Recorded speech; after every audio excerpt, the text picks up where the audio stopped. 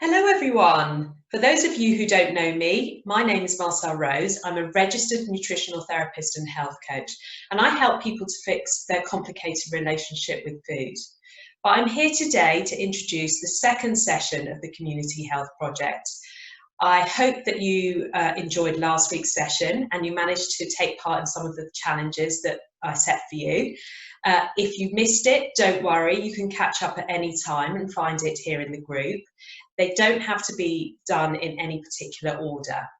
Anyway, this week's session is packed full of tips and tricks, so let's get started.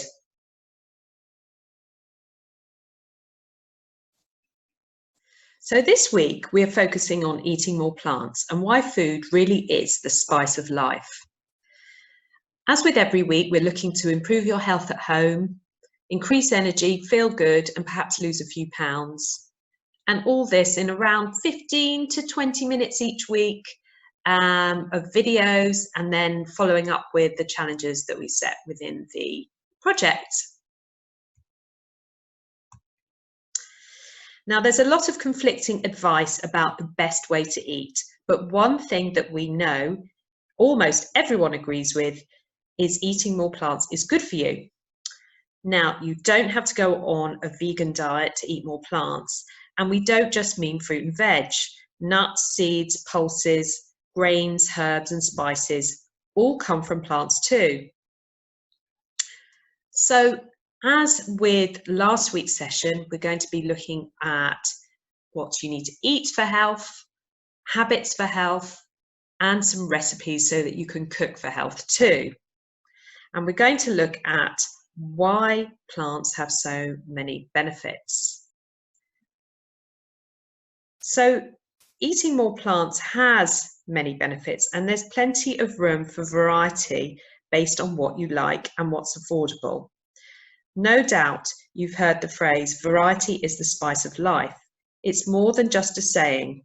Apply this to the foods you usually eat, and research shows that those who have the most variety within key food groups have better health and well-being and also live longer.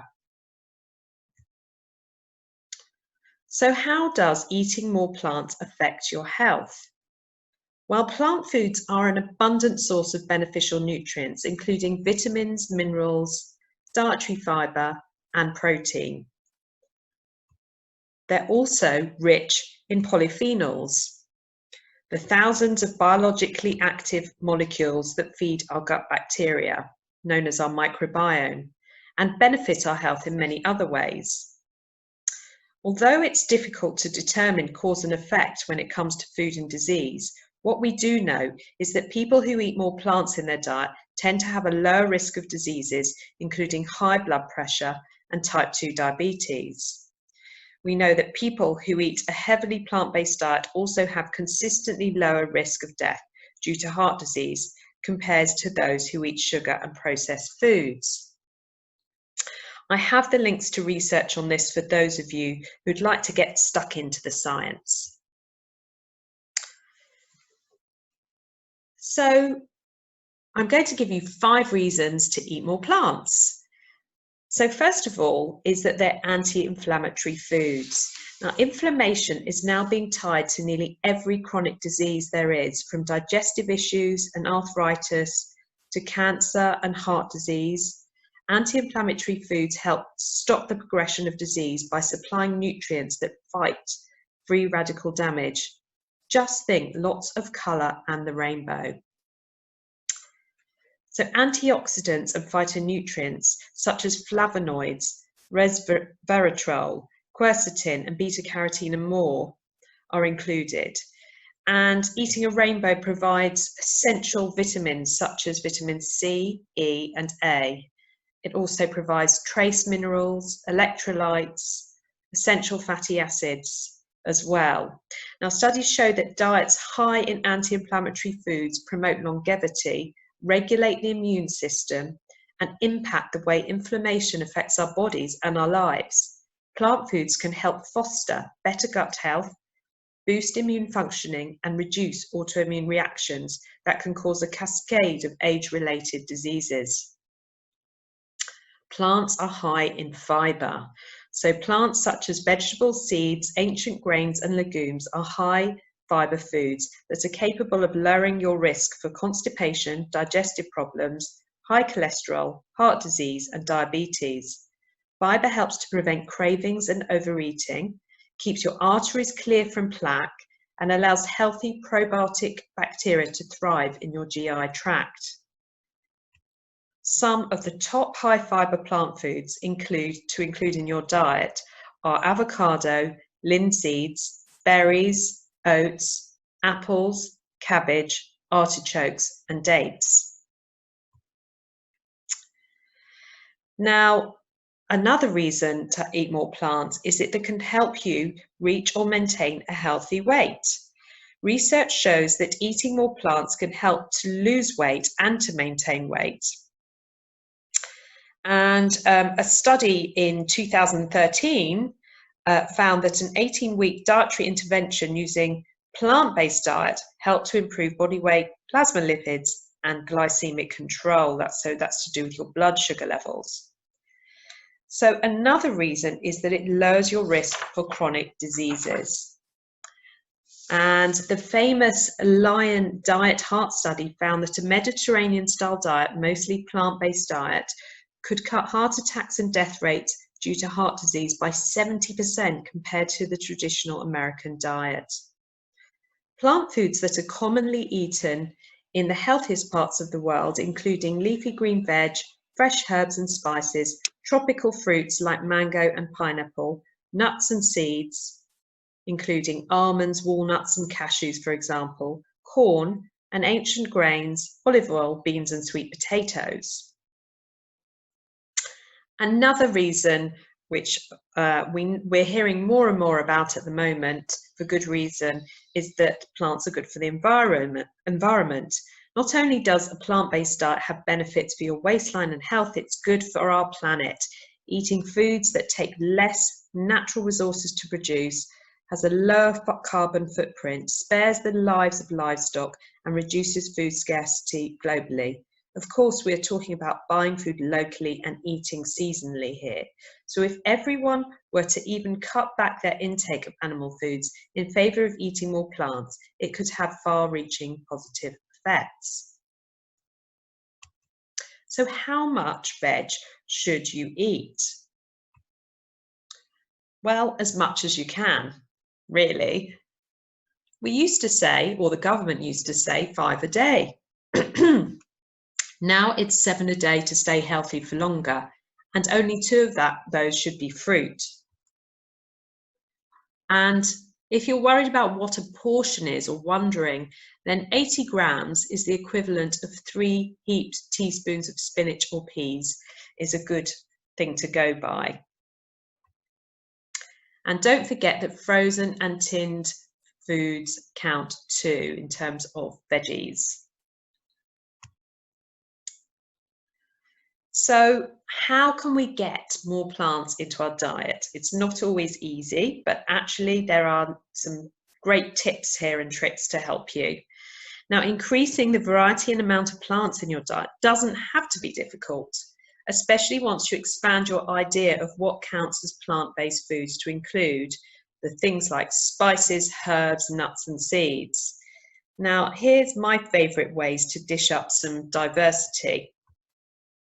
You can bulk up with beans, make your meals go further and switch half or all of the meat you'd normally use to prepare meals like stew, curries and bolognese with plant-based proteins such as tins of mixed beans, lentils or chickpeas. Add tinned tomatoes, herbs and spices for extra flavour and diversity. Meat-free Mondays is a really great way to prioritise plant-based foods at least once a week. If you're stuck for ideas, why not follow some of the great plant-based bloggers out there for some recipe inspiration? Fruit as a dessert is a delicious dessert and definitely doesn't need to be boring. Poach, bake, griddle or simply chop all kinds of fruits and top them with nuts and seeds and spices to make things interesting. Plan ahead. Cook up extra roasted veggies, vegetable-based stews at the weekend and pop them in the fridge or freezer to use throughout the week.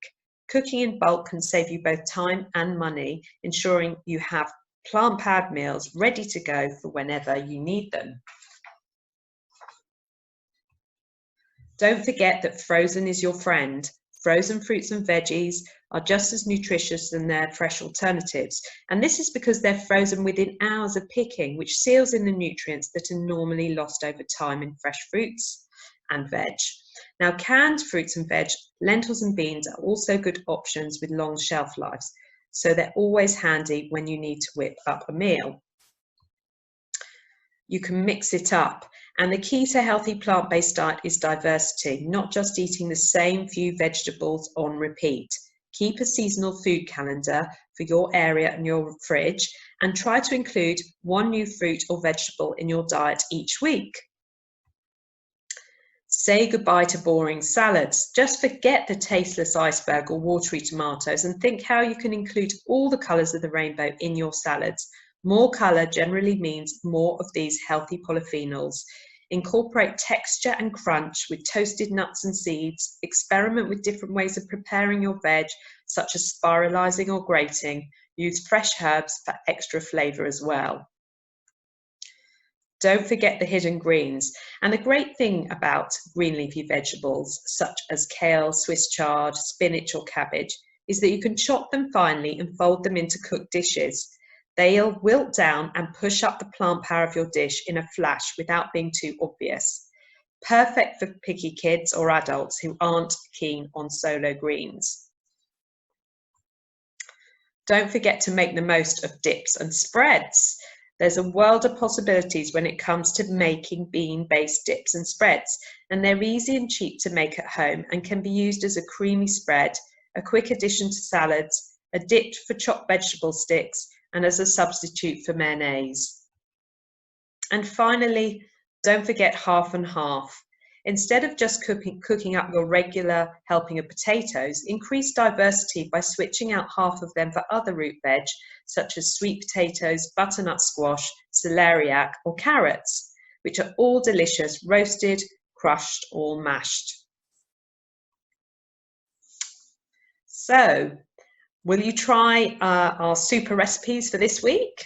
So this week I have the veggie chili recipe, which is a vegetarian dish that includes your beans, that adds and lentils, adding the protein. It includes an array of different vegetables and spices in there. So you're getting a really good, diverse mix of food within a lovely hearty meal. And also, I've included a summer chicken recipe here, which is a really easy, simple way of roasting all in one dish and getting other veg in there as well. So courgettes, tomatoes, garlic, and some potatoes in there as well. Now, my question to you is, can you spice up your variety? How varied is your diet? How many different types of food do you eat in a week? In Japan, officials love numbers even more, and advice issued in 1985 was to eat 30 different foods daily.